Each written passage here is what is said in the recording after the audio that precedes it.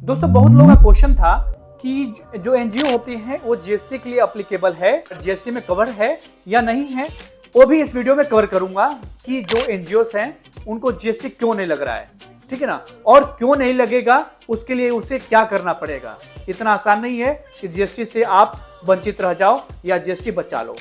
अगर जीएसटी को अच्छे से समझा नहीं तो उसके ऊपर पेनाल्टी भी जा सकती है।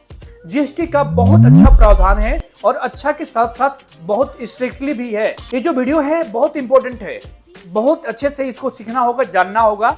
उस कंडीशन को इस वीडियो में शेयर करेंगे और वीडियो बनाने का मकसद ये बन जाता है कि कितने लोग को हम फोन पे रिप्लाई दें या कितने लोग को समझाएं। इससे अच्छा है कि वीडियो के माध्यम से ज्यादा से ज्यादा लोग को अवेयर कर सके, जानकारी दे सके। तो हमारा काम ये भी है कि लोग को अवेयर करें, जानकारी दें, ताकि उनके जो एनजीओस हैं या उनके जो एक्टिविटी है उसमें सपोर्ट मिल सके। तो दोस्तों इसी टॉपिक पे आज का हमारा वीडियो होगा। दोस्तों वीडियो स्टार्ट करने से पहले आप लोगों से निवेदन है कि हमारे ऑर्गेनाइजेशन के चैनल को सब्सक्राइब कर दें, साथ ही साथ बेल आइकन को प्रेस करके ऑन कर लें। तो दोस्तों नमस्कार, मैं नीरज तिवारी, आप सभी का हमारे ऑर्गेनाइजेशन के चैनल पे बहुत बहुत स्वागत है।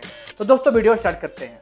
बहुत लोग क्वेश्चन था कि सर जीएसटी जो होती है हमारे एनजीओस के लिए अप्लीकेबल है या नहीं, या जो जीएसटी है वो कवर होती है एनजीओ के लिए या नहीं। ये सबसे पहला इंपॉर्टेंट क्वेश्चन है। इसमें तो बहुत सारी चीजें हैं जो सब कुछ कवर नहीं कर पाते हम, मगर हाँ शॉर्टली इंफॉर्मेशन जो है आपको आना चाहिए, जानकारी होना चाहिए। उस कंडीशन को इस वीडियो में शेयर करेंगे कि हमारी जो एनजीओ है वो जीएसटी में कवर होती है, नहीं होती है, और नहीं भी होती है तो क्यों नहीं होती है।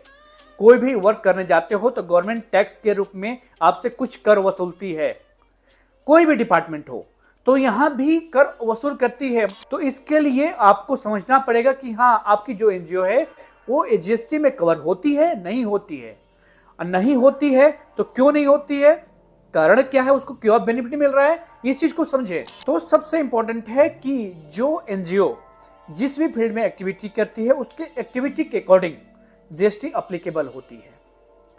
अगर नहीं भी होती है तो उसका भी कारण है। उसका ये कारण है कि अगर आप सोशल वर्क में पूरी तरह से बिना स्वार्थ का काम करने जा रहे हो, बिना स्वार्थ का लोगों का हेल्प कर रहे हो, तो वहां पे जीएसटी अप्लीकेबल नहीं होती है।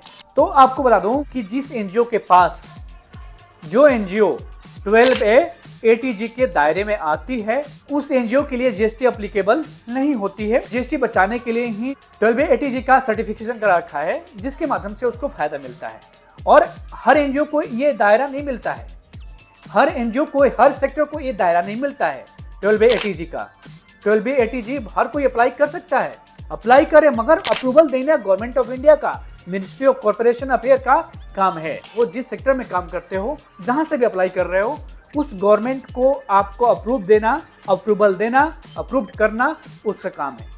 अगर आपको अप्रूवल मिल जाती है तो जीएसटी के दायरे से आप बाहर रहते हो, जो टैक्स डिडक्शन है उससे बच जाओगे, टैक्स जो कटता है उससे बच जाओगे, आपको जीएसटी नहीं भरनी पड़ेगी। हाँ मगर आपके पास 12A ATG नहीं है, अगर आप कुछ जो गुड्स और सर्विस में प्रोवाइड करा रहे हो उसमें आप कुछ मोटा पैसा रकम आप चार्ज करते हो, ठीक है ना, उसके माध्यम से, तो वहां पर जीएसटी अप्लीकेबल है, वहां पर जीएसटी देने पड़ेंगे। जैसे मान लेते हैं कि आप कोई सर्विस दे रहे हैं होटल इंडस्ट्रीज में, या मान लेते हैं कि आप कोई धर्मशाला चला रहे हैं, उस धर्मशाला का रेंटल है जो 24 घंटे का, एक दिन का जो रेंटल है वो 2000 है, तो आप उस कंडीशन में जीएसटी आपको देना पड़ेगा। परंतु वही धर्मशाला अगर मिनिमम चार्ज करती है, 1000 से नीचे चार्ज करती है, उसे जीएसटी देना नहीं पड़ेगा। मगर वही 1000 के ऊपर 1200, 1300, 1500, 2000, 5000 चार्ज करती है, अगर जो धर्मशाला है उसे टैक्स देना ही पड़ेगा। वो टैक्स से बच नहीं सकता है। अगर टैक्स नहीं दिया तो उसके ऊपर पेनल्टी लग सकती है, उसको बैन किया जा सकता है, उसके ऊपर आईटी का छापा पड़ सकता है। बहुत सारे ऐसे कार्य हैं जो टैक्स के लिए अप्लीकेबल हैं और नहीं भी हैं। बहुत सारे ऐसे कार्य हैं जो टैक्स उसके अकॉर्डिंग देना ही पड़ेगा। एग्जाम्पल एक और चीज समझते हैं कि हाँ अनाथ जो बच्चे होते हैं उनकी शादी कोई कराता है, जो वो कार्य करता है एनजीओ, उसके लिए टैक्स नहीं देना पड़ता है, एजुकेशन के लिए देना नहीं पड़ता है। हाँ मगर एजुकेशन के अकॉर्डिंग भी जो एनजीओ चलती है, जो जीएसटी के दायरे से बाहर आती है चीजें, जो प्रोडक्ट बाहर आती है, उससे ही केवल छूट मिलती है। परंतु अगर कोई चार्ज करता है क्लोथ के लिए, जैसे ड्रेस बनता है ना आजकल स्कूल को तो लोग धंधा बना दिए हैं, तो इस धंधे को समझते हुए, जानते हुए उसे टैक्स भरना पड़ेगा। जीएसटी भरनी पड़ेगी। जो बिजनेस बना चुकी है स्कूल्स, जो स्कूल है वो बिजनेस बना चुकी है इस इंडस्ट्री को, एजुकेशन को, तो उसे अपने इस दायरे को समझना होगा और समझ के टैक्स भरना ही पड़ता है। अगर नहीं भरता है तो गलत कर रहा है, वो समझ जाए। टैक्स भरना एक सरकार का कोऑर्डिनेशन है, सहयोग है, और सरकार भी इसी माध्यम से आपको फंड रेज करके आपको ही देती है वापस।